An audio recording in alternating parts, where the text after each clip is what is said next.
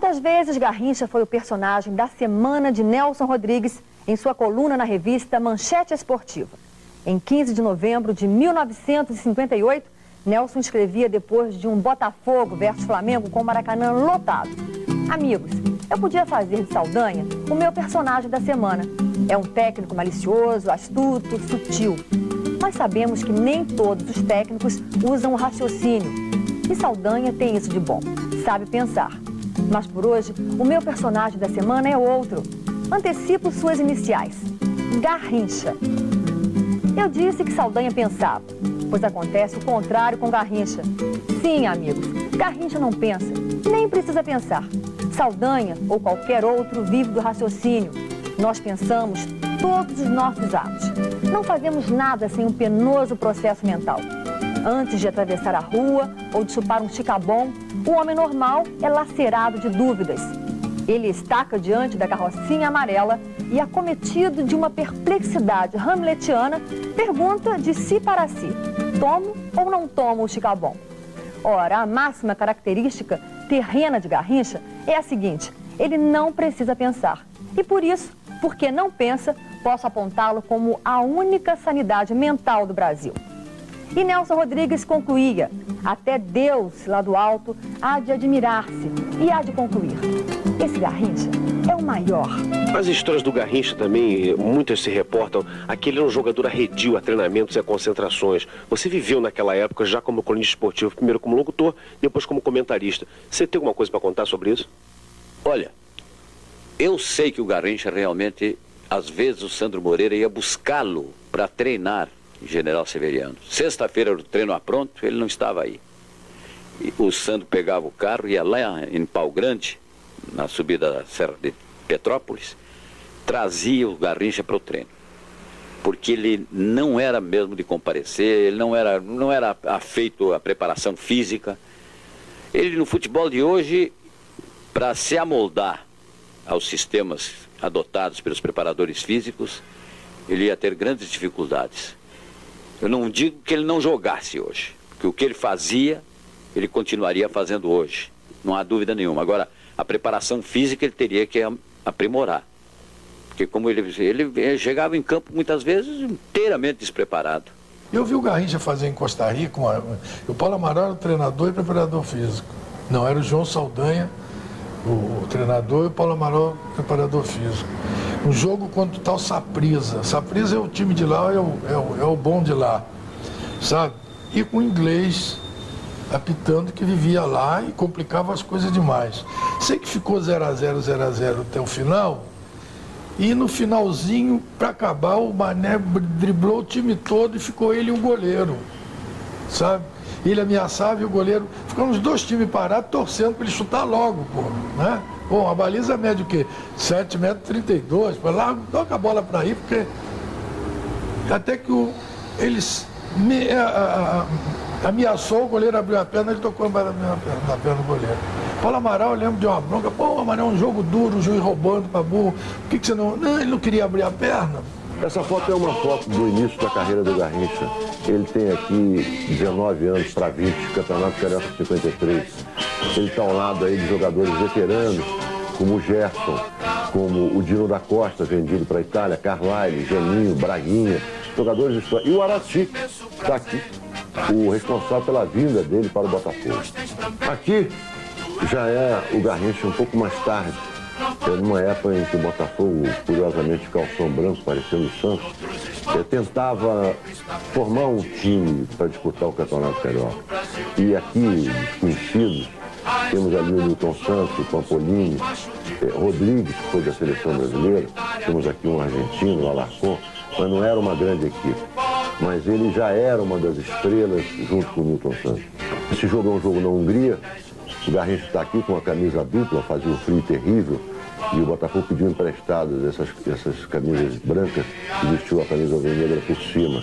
É um time quase que de desconhecidos, porque Newton Santos estava treinando a seleção brasileira, jogando pela seleção brasileira, o Garrincha, esquecido como sempre, está aqui ao lado dos jogadores em final de carreira, numa excursão dessas malditas que o Botafogo fazia para poder sustentar o seu elenco. Uma vez o Sandro Moreira me contou que o foi buscar E disseram, ele não está em casa. Aí o Santos saiu procurando por ali, por perto, né?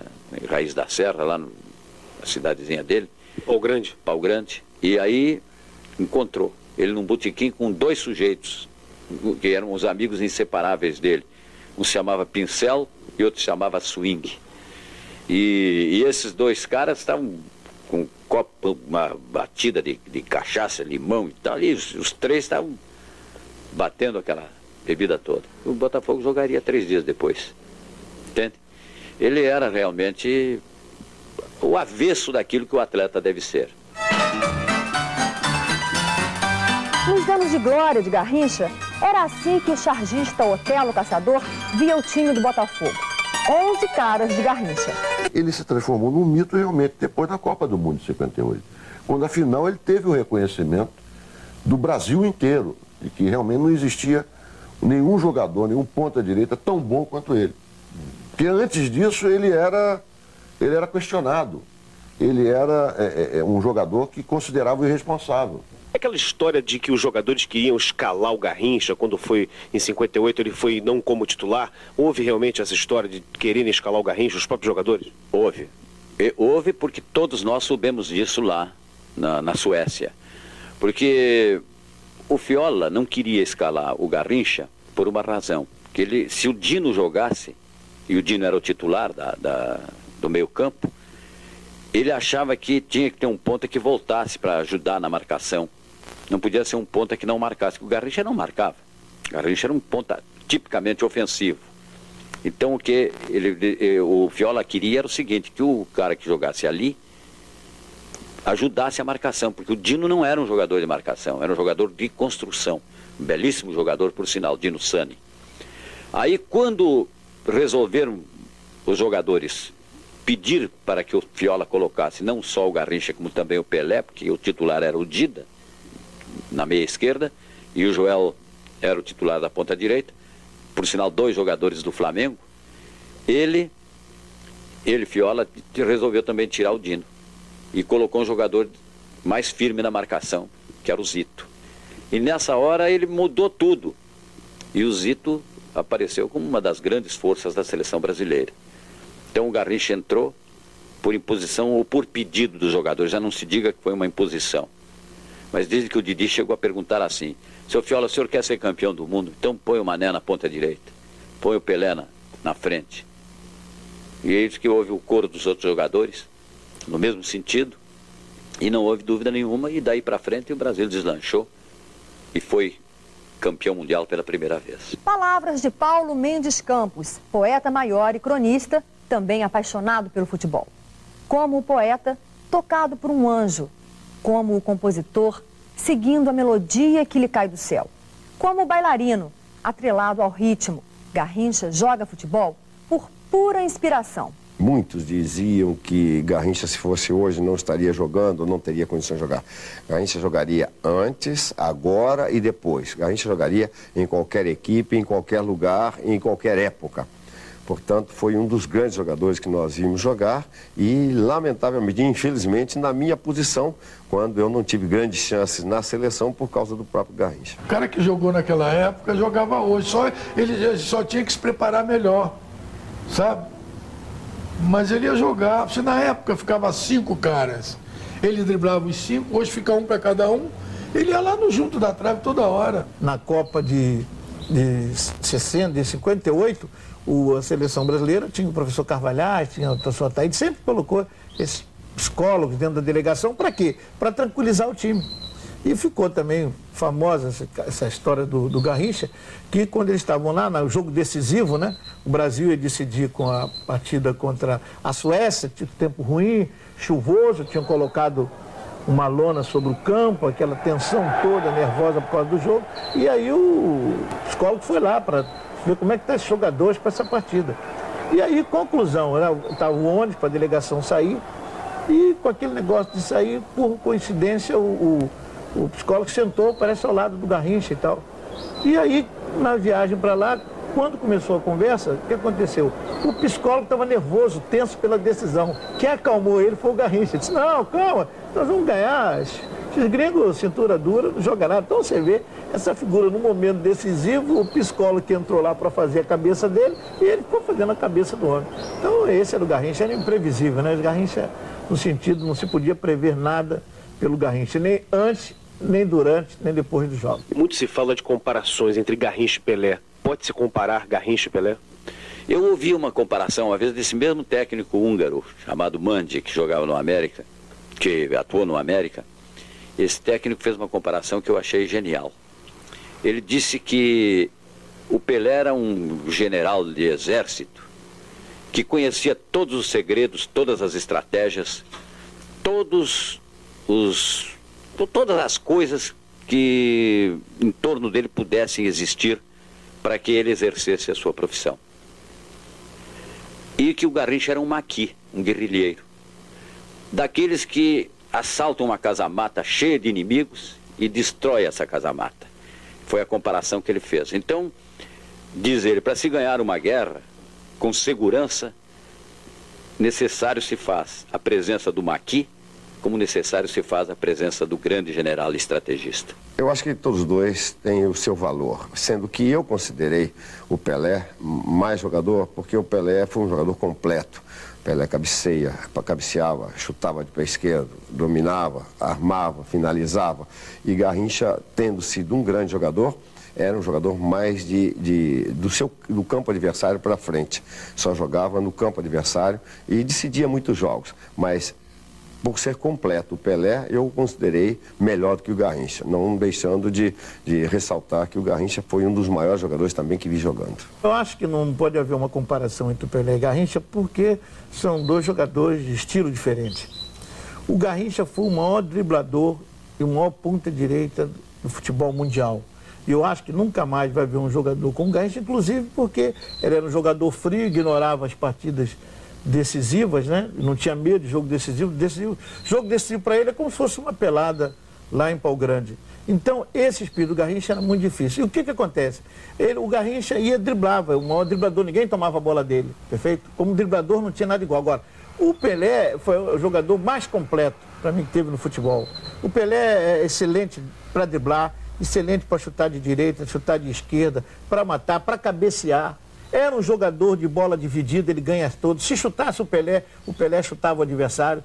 Jamais o Garrincha deu um chute no adversário, jamais ele entrou numa jogada. Foi expulso covardemente em 62, que deu uma joelhada, porque o cara tinha cuspido nele. Quer dizer, é bem diferente. O Garrincha foi um grande jogador, grande driblador. E o Pelé, o jogador mais completo. Estamos no Museu dos Esportes Mané Garrincha, dentro do Maracanã. O passado glorioso do futebol brasileiro está presente em todos os cantos do museu. E Mané Garrincha, a alegria do povo, o anjo das pernas tortas, é a maior atração. É uma visita que emociona e que traz belas recordações a todos.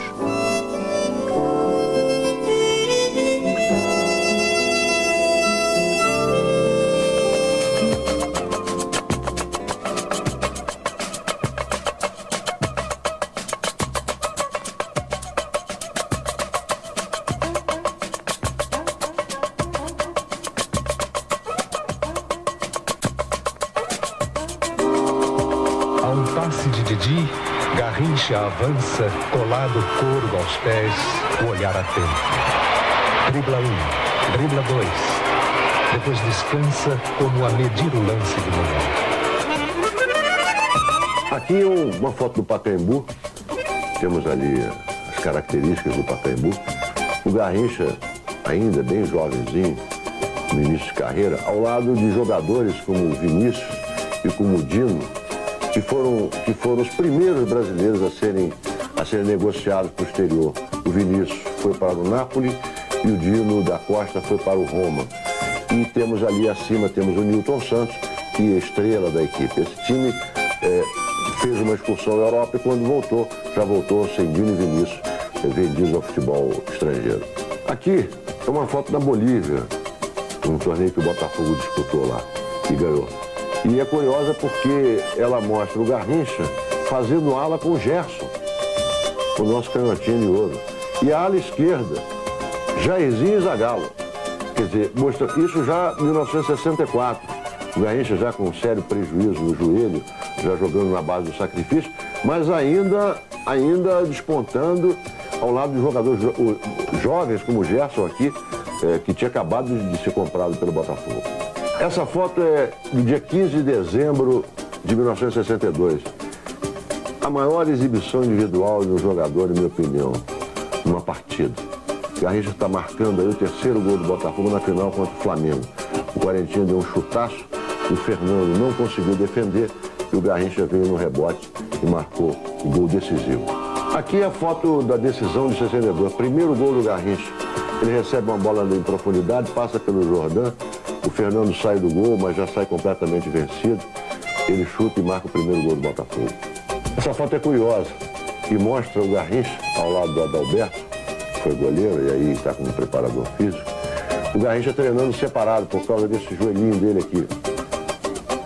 A luta contra o peso, ele está de agasalho, treinando separado porque ele não aguentava o ritmo de treino dos outros. E no velho estádio de General Severiano, vemos lá o palacete ali atrás e as arquibancadas. Uma prova de que ele, durante esse período, logo que o problema do joelho dele apareceu, ele foi obrigado a fazer toda uma preparação especial. Frase de Mané Garrincha bem definidora de seu amor pelo futebol. Só vou a um campo para jogar e vou feliz, nem que seja para bater bola.